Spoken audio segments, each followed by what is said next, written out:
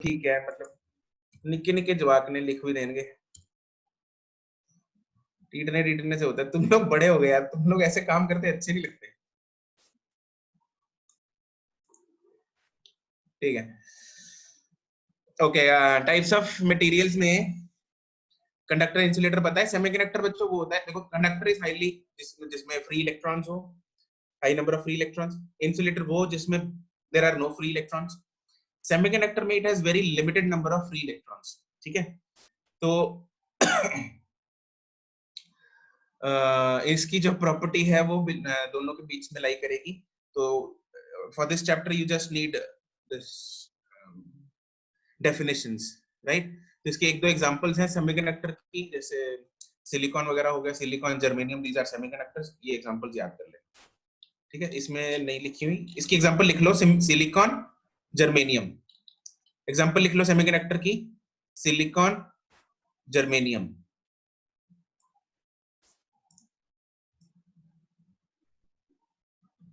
ठीक है, conductor insulator की एग्जांपल्स तो तुम लोगों को पता ही होती है, ठीक है, वो तो लिख ही सकते हो। मेटल्स वगैरह कंडक्टर में आ जाएंगे, नॉन मेटल्स ये वुड वगैरह, प्लास्टिक, ये सब इंसुलेटर में आ जाएगा। ठीक है, तो आई थिंक इसमें टाइम वेस्ट करने का फायदा नहीं है, आगे चलते हैं।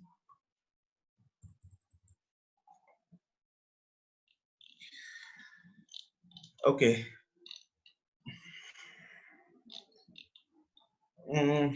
इस पे बाद में आते हैं। हम पहले ओम्स लॉ करेंगे, जो अगला तुम लोगों ने वीडियो जो देखी हुई है, पहले ओम्स लॉ देखते हैं। Ohm's law is very basic law जो तुम लोगों ने 10th में किया होता है। तो ओम्स लॉ जो है वो ये कहता है कि I directly proportional to V होता है। V is equal to IR is not Ohm's law. ठीक है, कई बच्चों को ये लगेगा कि V is equal to IR Ohm's law है, but no, I directly proportional to V is Ohm's law. कि जितना पोटेंशियल डिफरेंस हम across the ends of the conductor बढ़ाते रहेंगे, उतना उसमें करंट जो है बढ़ता रहेगा। This was originally experimented bye ओम। ठीक है, तो उससे एक प्रोपोर्शनैलिटी कांस्टेंट आया R, जिसको उसने नाम दिया रेजिस्टेंस ऑफ द ऑब्जेक्ट। ठीक है, तो ये इसका जो मैथमेटिकल फॉर्म बन जाती है वो बन जाती है V is equal to IR, right. तो इसका जो ग्राफ है, इसका हम ग्राफ वैसे अगर है नोट्स में तो ठीक है, अच्छी बात है, अगर नहीं है तो तुम यहाँ से नोट कर लेना। तो ग्राफ फॉर ओमिक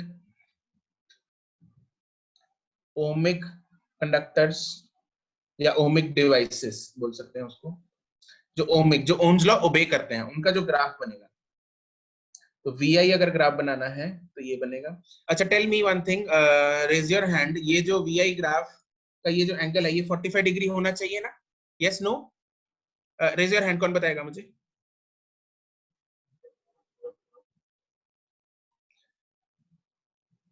टाइप भी कर सकते हो आंसर तुम लोग चैट बॉक्स में, you can type your answer in the chat box. Yes Daksh, Daksh tell me, 45 होना चाहिए नहीं होना चाहिए? हाँ जी सर। होना चाहिए, यस होना चाहिए। Yes sir.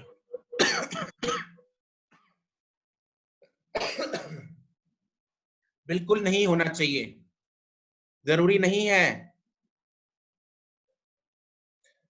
ये भाई भाई। अरे भाई, मैक्सिमम जनता का आंसर सही है, लेकिन बहुत सी जनता ऐसी भी है जिन लोगों ने ये भी लिख दिया कि होना चाहिए। अरे मुझे ये बताओगे कि स्लोप ऑफ VI ग्राफ क्या देगा? स्लोप ऑफ VI ग्राफ क्या देगा? Slope of VI graph resistance R sir, R देगा। R देगा ना, VI delta V upon delta I है ना, ये डेल्टा V अपॉन I, तो क्या देगा वो? R resistance. तो 45 डिग्री का मतलब रेजिस्टेंस 1 ओम हो गया, तो जरूरी थोड़ी है रेजिस्टेंस 1 नहीं होनी चाहिए, कुछ भी हो सकती है भाई रेजिस्टेंस तो। ठीक है, तो point this to be angle noted sir. Need not to be 45 degree, right. तो इसकी रेजिस्टेंस है इसकी स्लोप है रेजिस्टेंस। अगर मेरे पास IV ग्राफ होता,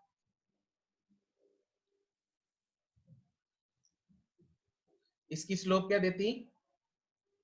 slope of IV graph 1/r। Yes is 1/r। R -1 yes.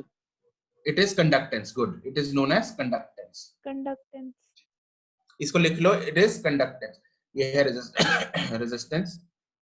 ये है conductance. ये resistance और ये conductance. Slope of VI graph gives resistance. Slope of IV graph gives conductance. Star point लिखो इसमें. इसी में ओमिक ही चल रहा है अभी. इसमें स्टार पॉइंट लिखो.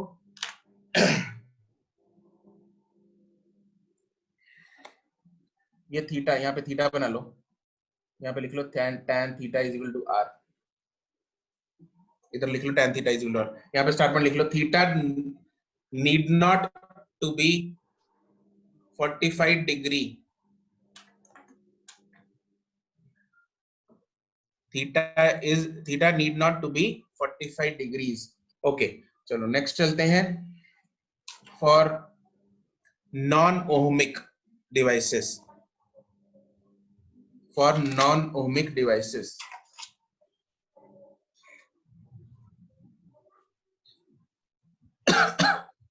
बच्चों नॉन ओमिक वो होता है जो ओम्स लॉ ओबे नहीं करते, जैसे सेमीकंडक्टर्स. एग्जांपल लिख लो इसके. Semiconductors do not obey ohms law. ठीक है, तो उनका जो ग्राफ है वो कुछ भी हो सकता है. That depends on material to material, device to device, substance to substance. तो कुछ भी ग्राफ. एग्जैक्टली तो कोई भी ओमिक वो नहीं होते कंडक्टर्स. मतलब मैंने रीड किया था. ठीक है, मतलब नियरली ओमिक बोल लो उसको. ठीक है, मतलब ग्राफ बिल्कुल एग्जैक्ट स्ट्रेट लाइन नहीं बनता, क्योंकि एक्चुअली हीटिंग इफेक्ट आ जाता है बीच में. ठीक है, तो वो बट उसको हम बोल सकते हैं कि वो हीटिंग इफेक्ट को अगर निगलेक्ट कर दिया जाए तो बिल्कुल स्ट्रेट लाइन बन जाएगा.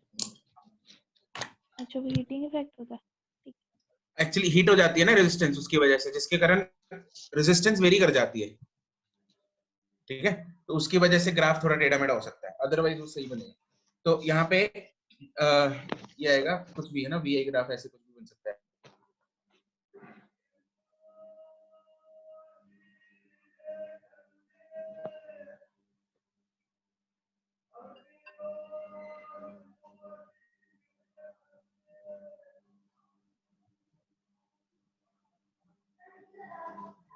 एक तो यार फोन आ जाता है बीच में तो इंटरनेट बंद हो जाता है. ठीक है, तो आईवी ग्राफ हो गया. यार किसी को इसका जुगाड़ पता है? हमने नेट चलाना है मोबाइल से, लेकिन कोई इनकमिंग कॉल ना आए. सर आपको एक कोड सेंड कर दूंगा मैं सर, वो डायल करके हो जाएगा. सर नहीं तो रिस्ट्रिक्शन लग जाती है कि उस मतलब आप वो रिस्ट्रिक्शन लगा सकते हो तो उस टाइम पे कॉल आएगी नहीं आपके पास. फोन में सर एक ऑप्शन होती है डू नॉट डिस्टर्ब जाके. नहीं, एक तो होती है कॉल बैरिंग की ऑप्शन, वो तो नहीं हो रही. कॉल बैरिंग अगर किसी कोई कॉल बैरिंग बताएगा तो नहीं हो सकता. साइलेंट की प्रॉब्लम नहीं है. साइलेंट की प्रॉब्लम ये है कि जब कॉल आती है तो इंटरनेट डिस्कनेक्ट हो जाता है, क्योंकि मैं दूसरे सिम से इंटरनेट चला रहा हूं. मुझे भी यही प्रॉब्लम आती है सर. ठीक है, तो इसलिए सर नंबर ही ब्लॉक करवा दो. वाह, मतलब तुम लोग क्या सही है, सही है. सर इसमें रिजेक्ट कॉल्स की ऑप्शन आती है, तो वो आप अगर इनेबल कर दोगे तो उस ड्यूरेशन में कॉल रिजेक्ट हो जाएगी जो भी आएंगी. चलो देखते हैं. मुझे सजेशंस व्हाट्सएप करना है यार. ये ब्लूटूथ से टेथरिंग ये मैंने ट्राई नहीं किया है. चलो ट्राई करते हैं. सर ब्लूटूथ तो टेथरिंग ना कर लियो गलती तो भी. अच्छा सर 40 kb तो ऊपर नहीं स्पीड आ सकती ना, फिर ऐसी गलती करनी यार. नेट में ऐसे इसको मोबाइल को मैंने हॉटस्पॉट बनाया हुआ है, इसी से ही मैं वाईफाई लैपटॉप का कनेक्ट करता हूँ. ठीक है, मतलब नेट में ऐसे चला रहा हूँ, तो इसलिए अगर फोन पे कॉल आ जाती है ना, मतलब जैसे सपोज सिम 1 पे कॉल आ गई, सिम 2 से नेट चल रहा है, तो सिम 2 वाला नेट बंद हो जाता है. सिम 2 ही चला लिया करो. मैंने भी ऐसे किया हुआ. सिम 1 को बंद कर दो. सिम 1 नहीं बंद नहीं कर सकता मैं सिम 2.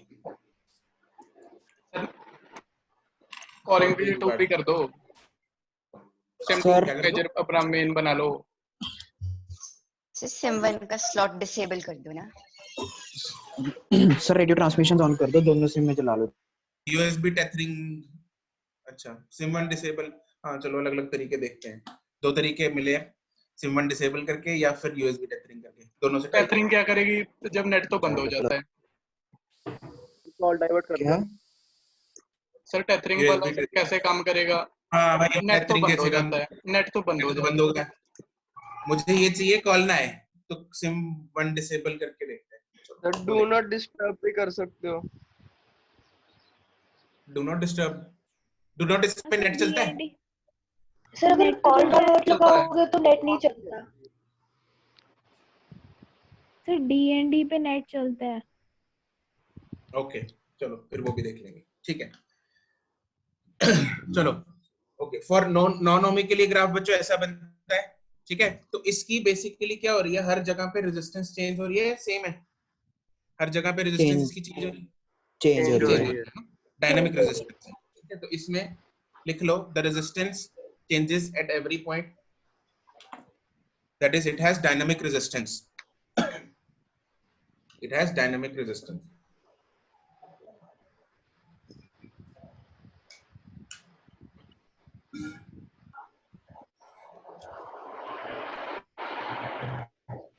ठीक है, okay. Sumit, try disconnecting and connecting again. There might be a network problem at your end.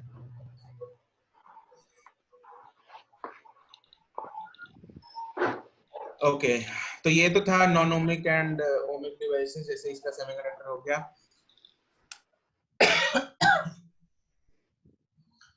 ठीक है, कुछ क्वेश्चंस इसके प्रैक्टिस करते हैं। क्वेश्चन नंबर 1, पहले बेसिक, बिल्कुल एक बेसिक सा क्वेश्चन है। मुझे बताओ इसमें क्वेश्चन लिखो, which arrange the resistance in decreasing order, arrange the resistance in decreasing order, R1 R2 R3। Answer type कर दो, arrange the resistance in decreasing order.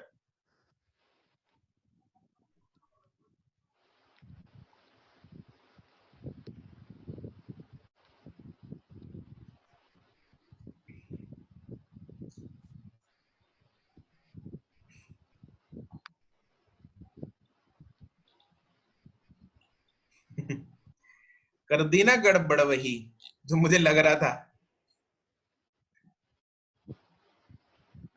Answer जो सही है वो है अर्शित का और करण का, दीप का, बाकियों ने कर दी गड़बड़। आस्था का भी सही है, फिर भी सही है, साहिल सही है, प्राची अब सही है तुम्हारा, हरमन का सही हो गया, वंशी और का सर सही आपको है। मैसेज ही नहीं हो रहा। मैसेज क्या कह रही है? आर्यन, छवि सही है, सही है, गुड। बच्चों इसमें तुम लोगों ने ध्यान देना है, अभी जयंत गड़बड़ा है तेरा आंसर, अभी भी दक्ष का आंसर आ गया 3 2 1, ठीक है। Answer is 3 2 1, answer is 3 2 1। R3 is greater than R2 is greater than R1। अरे भाई IV ग्राफ है, ध्यान दो। सर ये कंडक्टेंस बता रहे थे। ये क्या है, IV ग्राफ है। तो IV ग्राफ में R3 जो है वो मिनिमम है, इसकी स्लोप हमें कंडक्टेंस बताती है। तो इसकी जो कंडक्टेंस है वो मिनिमम है, तो रेजिस्टेंस इसकी मैक्सिमम होगी, ठीक है। तो R3 R2 R1, कोई चमक गया सबको? अगर किसी को दिक्कत है तो पूछ सकते हो कि उल्टा क्यों है, जिसने 1 2 3 लिखा था। You can ask me in case of doubt, otherwise we'll move to next question.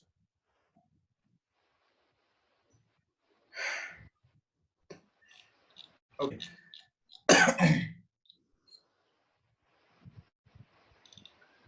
अच्छा, एक रेजिस्टेंस को थोड़ा सा और थोड़ा डिटेल कर लेते हैं। रेजिस्टेंस का फॉर्मूला तुम लोगों ने ये लिख लिया होगा कॉपी से, रेजिस्टेंस एंड रेजिस्टिविटी के बारे में। What is the difference between resistance and resistivity? R is equal to, formula तुम लोगों को सबको पता होगा, R is equal to rho L by A। ये चिपका लो अपने दिमाग में, R is equal to rho L by A चिपका होना चाहिए बिल्कुल अच्छे से, ठीक है। तो सिमर डायरेक्टली और इनवर्सली प्रोपोर्शनल वाला कंसेप्ट लगता है सर, मतलब कहाँ पे, मैं समझा नहीं। deep resistivity is proportional to material.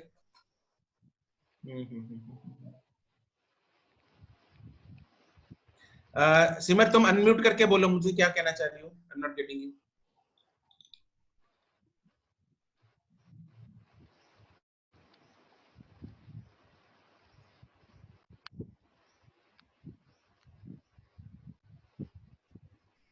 Unmute नहीं हो रहा सर.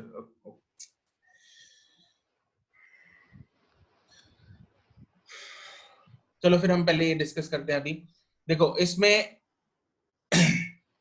रेजिस्टेंस और रेजिस्टिविटी, ये पहली बात. रो जो है वो रेजिस्टिविटी है, एल जो है वो लेंथ ऑफ द कंडक्टर है, ए जो है वो एरिया ऑफ क्रॉस सेक्शन है. So this is let's say conductor, ये एल होगा, this is area of cross section A, और रेजिस्टिविटी इस तार की, इस मटेरियल की प्रॉपर्टी है which depends only on the material and temperature पे डिपेंड करती है. yes you're right. ठीक है, तो इसमें हम लिखेंगे resistivity depends on किस किस चीज पे डिपेंड करती है, मटेरियल एंड टेम्परेचर. ठीक है, L जो लेंथ है, A area of cross section है, और R जो है वो तीनों चीजों पे डिपेंड कर रहा है, मतलब हर एक चीज पे डिपेंड कर रहा है. It R depends on, R किस पे डिपेंड करता है, डिपेंड्स ऑन व्हाट. एक तो मैं ये resistivity and dimensions of the wire या conductor, dimensions of the conductor, और resistivity in turn depends on material and temperature. ठीक है, तो ये मेजर फर्क है कि resistivity does not depend, it is independent of the dimensions of the conductor, but R जो है वो dimensions पे depend करता है. ठीक है, तो अगर Karan is asking what if the area of the conductor is variable, sir. ठीक है, अगर एरिया इसका जो वेरिएबल है तो रेजिस्टेंस भी वेरी करेगी, रेजिस्टेंस जो है वो वेरी करेगी. ठीक है, ओके, क्योंकि वो एरिया पे डिपेंड कर रही है. ये लिख लिया, यहाँ पे ये लिख लो, रेजिस्टिविटी इज इंडिपेंडेंट ऑफ, ये लिख लो साथ में, it is independent of dimensions, independent of dimensions of conductor.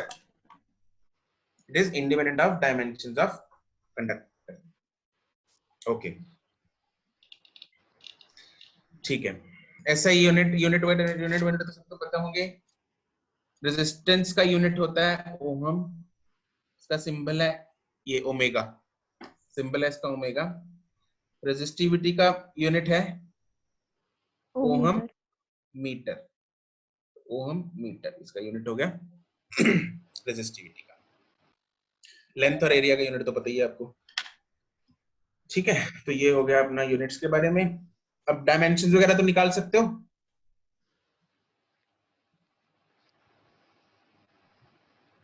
Dimensions निकाल सकते हो रेजिस्टेंस की, निकालना जरा डायमेंशन रेजिस्टेंस की.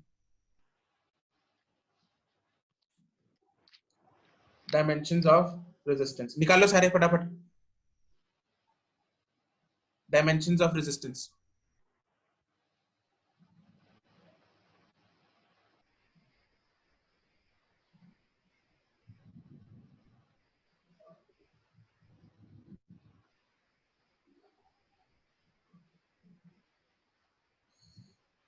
Sir, ML2C minus ML2C minus 3I minus 2. लिख दो चैट में.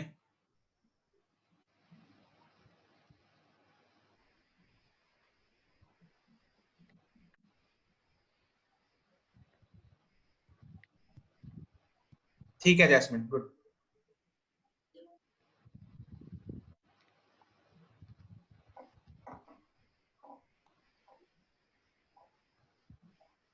प्राची नहीं, दोबारा करो. सिमर सही है तुम्हारा. साहिल का भी, एक मिनट, साहिल एमएल, ठीक है साहिल. आर्यन का सही है. अर्शित गड़बड़, अर्शित दोबारा करो. छवि सैयद, क्रिश सही।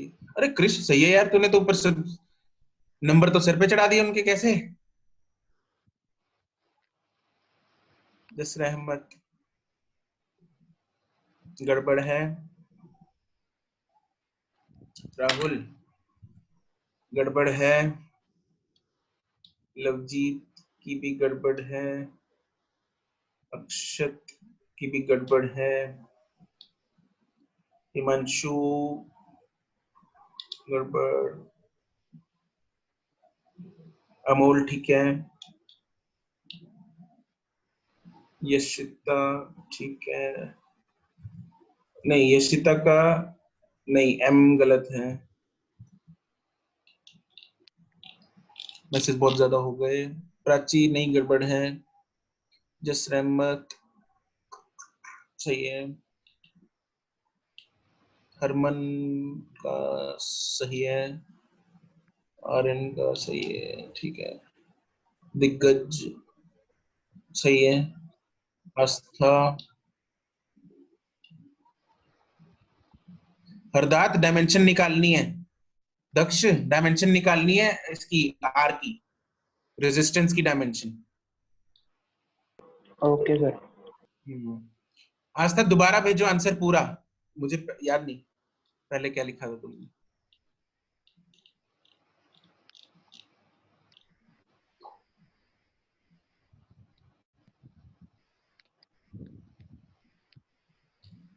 हर्षित गड़बड़ अभी भी,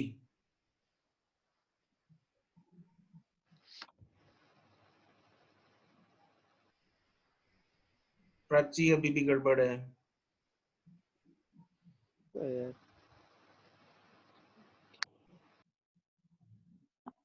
तो टाइप नहीं हो रहा, माइनस था साथ में।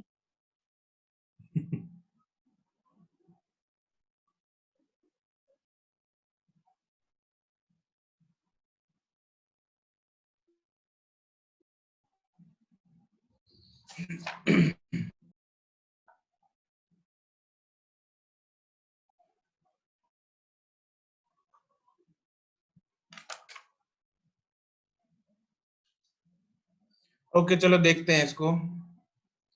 डायमेंशंस ऑफ आर में सिमर लास्ट में पूछ लेना, कोई नहीं, मुझे अभी इस सेशन के एंड में देखते हैं। डायमेंशन ऑफ आर क्या होगी, हमें कैसे फाइंड करना है? R is equal to V by I होता है ना। अब देखो v की हमें डायमेंशन नहीं पता, याद नहीं है, राइट, ऑब्वियसली याद रखने की जरूरत भी नहीं है। तो हम v अपॉन आई की तो चलो डायमेंशन सीधा हमें पता है, v को हम लिख सकते हैं, हम देखो दो तीन तरीके, कुछ भी, कोई किसी ने कैसे यूज किया होगा, किसी ने कैसे यूज किया होगा। मान लो मैं यूज कर लेता हूँ w is,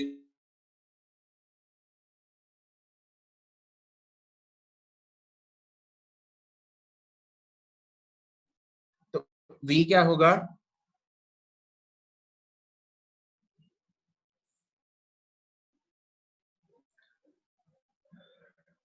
internet is back, okay, is equal to क्या होगा, w अपॉन क्यू आई। अब वर्क डन का हमें डायमेंशन पता है क्या होता है, और Q को मैं I इंटू टी लिख सकता हूँ, तो ये हो जाएगा work done upon I square into T. Work done is ml square T minus 2 divided by a square T minus 1, तो ये क्या बनेगा, ml square T minus 3 a minus 2, तो ये डायमेंशन बन गई उसकी।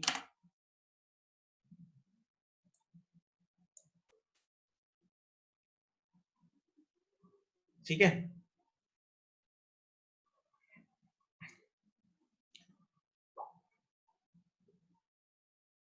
ओके, दिख रहा है? सर ब्लर आ रहा है थोड़ा सा। हाँ ब्लर आ रहा है यार, ये ना मैं क्या करूं यार, बच्चे ही कॉल करते हैं पता है बीच में कभी भी। अब शेड्यूल, इसी इसी इसी चक्कर में मुझे वो चाहिए, वो फीचर ना, ताकि कॉल ना आए मुझे बीच में। अब उतनी देर नेट नहीं स्टेबल होता है तो फिर ये ब्लर ब्लर आ ही जाता है।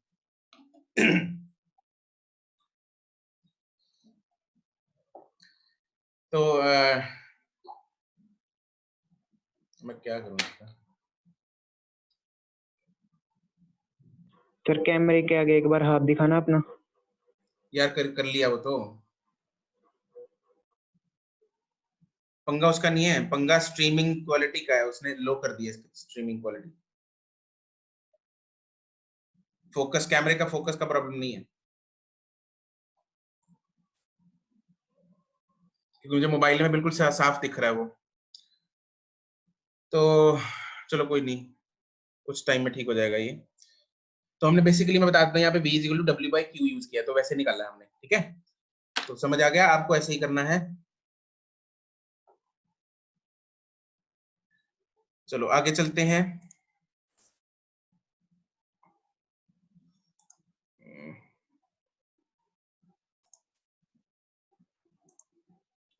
ओके, तो अच्छा क्वेश्चंस कर रहे थे हम, कुछ क्वेश्चंस कर।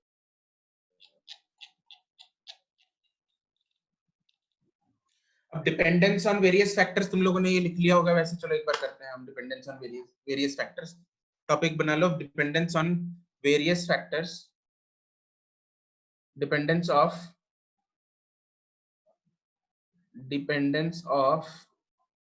resistance on various factors, dependence of resistance on various factors। तो फर्स्ट जो है वो लेंथ है, लेंथ से हमें पता है डायरेक्टली प्रोपोर्शनल है, तो it is directly proportional to length. First जो फैक्टर है लेंथ ऑफ द कंडक्टर, तो उसमें डायरेक्टली प्रोपोर्शनल है। सेकंड जो फैक्टर है एरिया, एरिया, उसका हमें पता है इट इज इनवर्सली प्रोपोर्शनल, ठीक है। तो इसको हम वैसे भी रियल लाइफ से भी थोड़ा सा कर सकते हैं इसको कोरिलेट। अगर एरिया ज्यादा होगा, अगर एरिया ज्यादा होगा मतलब गली अगर सपोज चौड़ी है, तो उसमें से निकलना आसान है ना, टक्करें कम होगी। रेजिस्टेंस इज बेसिकली, रेजिस्टेंस क्यों होती है? Resistance is due to collisions of the electrons. Electrons हैं जो करंट का कारण है, फ्लो ऑफ चार्ज है जो करंट का कारण है, फ्लो ऑफ इलेक्ट्रॉन्स है। अब उनको रास्ते में जितनी टक्करें होंगी दैट इज द रेजिस्टेंस। तो अगर एरिया ज्यादा होगा तो टक्करें होने का चांस जो है वो कम है, तो रेजिस्टेंस इसलिए कम हो जाएगी, है ना। गली अगर चौड़ी है, अगर गली तंग है तो उसमें टक्कर होने के ज्यादा चांस है, ठीक है, बीच में कोई दूसरे बंदों के साथ या दूसरे ऑब्स्टेकल्स के साथ। ओके, थर्ड जो फैक्टर है, इन दोनों को मिला के हमारे पास फॉर्मूला बन जाता है R is directly proportional to L/A, तो हमारे पास बनता है R is equal to ρ L/A। तो ये फॉर्मूला बनता है यहां से, है ना। और तीसरा जो फैक्टर है वो आता है टेम्परेचर। तीसरा फैक्टर क्या है? टेम्परेचर। टेम्परेचर का जो फैक्टर है वो याद है तुम लोगों को? हम लोगों ने शायद उसमें किया था, हीट वाले चैप्टर में।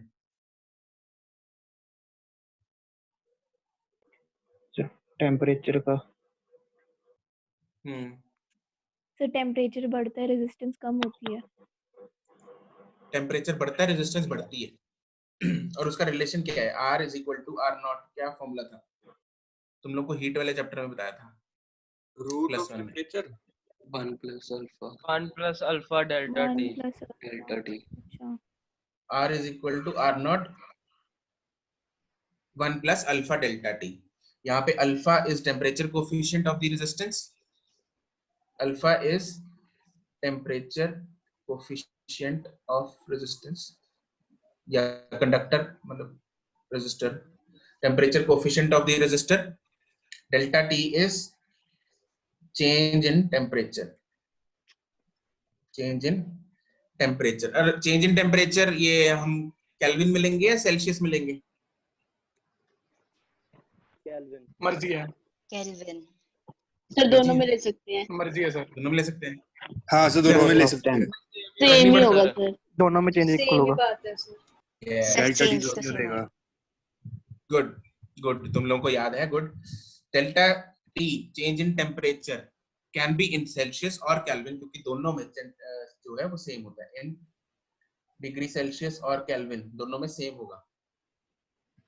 दोनों में क्या होता है? ये सेम होता है।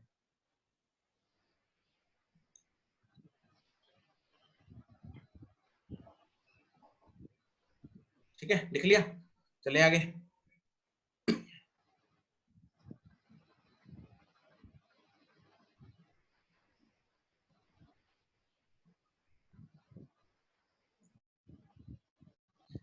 इसको अगर हम लॉजिकली समझे ऐसा क्यों हो रहा है, देखो वही उसी एग्जांपल पे आते हैं। जैसे ना लोग हैं किसी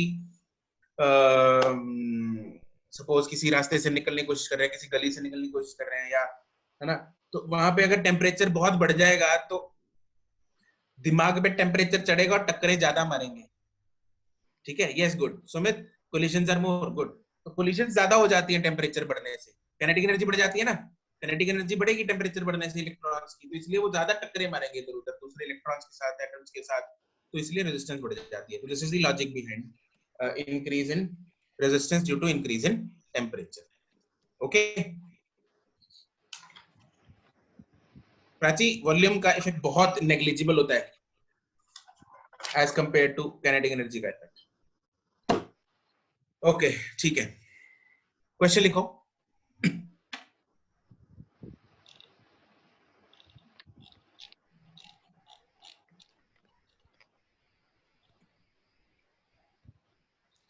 A wire of resistance, sorry, a wire of length L, ये तुम लोग क्वेश्चन ढंग से लिखते हो ना, जैसे क्लास में लिखते थे वैसे ही लिखना है, बिल्कुल फेयर में। A wire of length L, sir class में कौन सा ढंग से लिखते हैं? a wire of length L and area A has resistance R, has resistance R.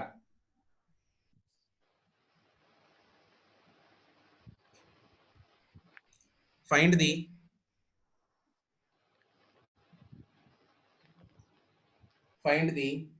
resistance of a wire, find the resistance of a new wire,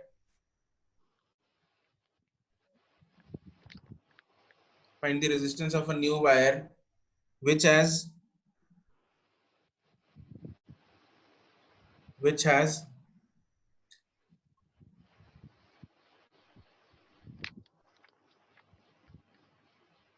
half the area,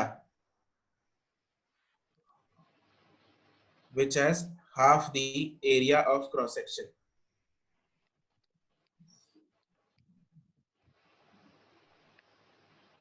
फटाफट type करके बता दो मेरे को, कुछ नहीं है, 1 सेकंड का क्वेश्चन है। अरे यार क्यों गलत बता रहे हो तुम लोग? सर न्यू लेंथ कितनी है सर? कोई गिवन नहीं, वही है, सेम लेंथ है। 2R sir, information don't speak the answer. Sir आपको मैसेज ही नहीं हो रहा? अरे यार सर मैसेज नहीं हो रहा आपको? सर आंसर ठीक है मेरा? बहुत पता, आंसर बहुत आ गए, 30-40 आ गए, ऊपर निकल गया सब आंसर। बीच में किसी ने, दीप का आंसर गलत है, प्राची का आंसर गलत है, बस बाकियों का सही है।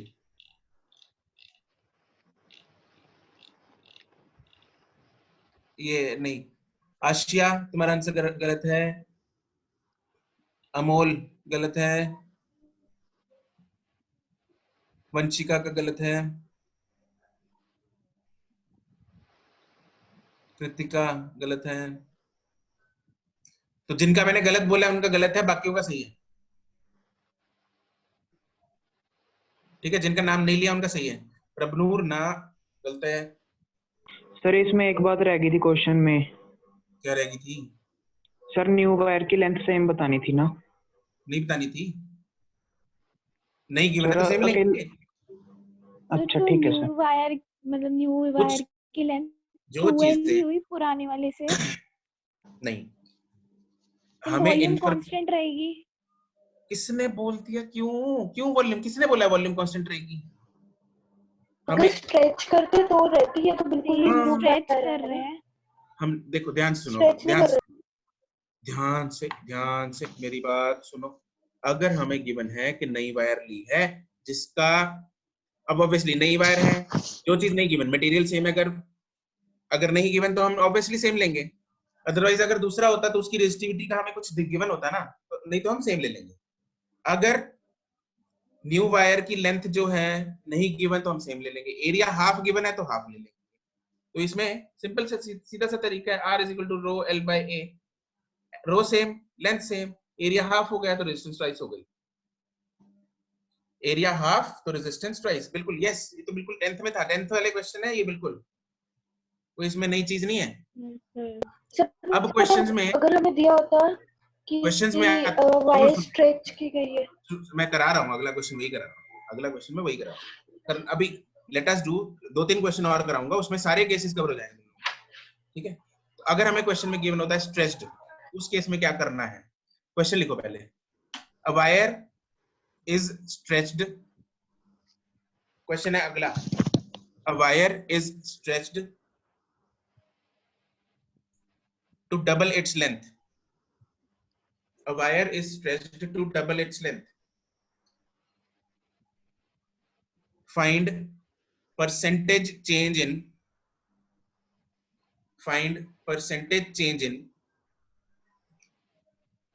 resistance and resistivity.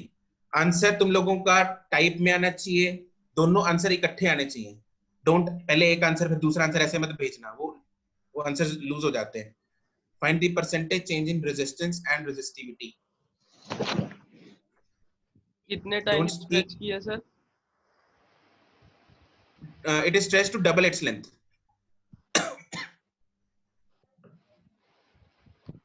Deep, yes, good.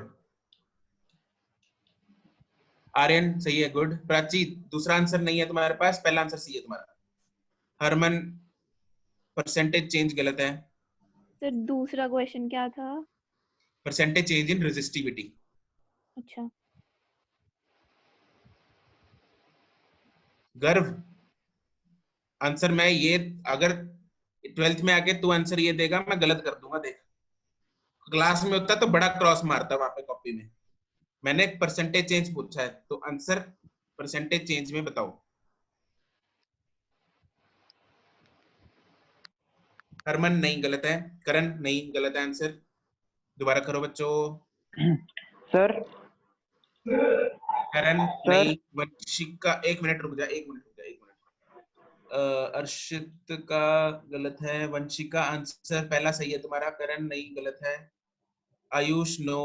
Prachi का आंसर सही है। क्रिश का आंसर, अरे यार तुम एक कॉमा दूसरा दोनों एक आंसर दो ना इकट्ठे, मुझे क्या पता तुम आंसर कौन से दे रहे हो।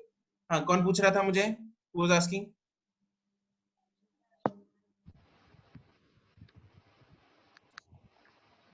सर मेरा सर ये मैंने अपनी वीडियो ऑन की है, देखना ये ठीक कर रहे हैं। ले तू आंसर ही टाइप कर दे यार। सर चैट बॉक्स ऑन ही नहीं हो रहा, पता नहीं क्यों। स्पॉटलाइट कर दूं तेरी वीडियो, सबको दिखेगी। अरे नहीं सर। सर सबको दिखाते हैं वीडियो। अरे सर कुछ गड़बड़ है क्या इसमें? हाँ गड़बड़ है। क्या है वो तो मैं बता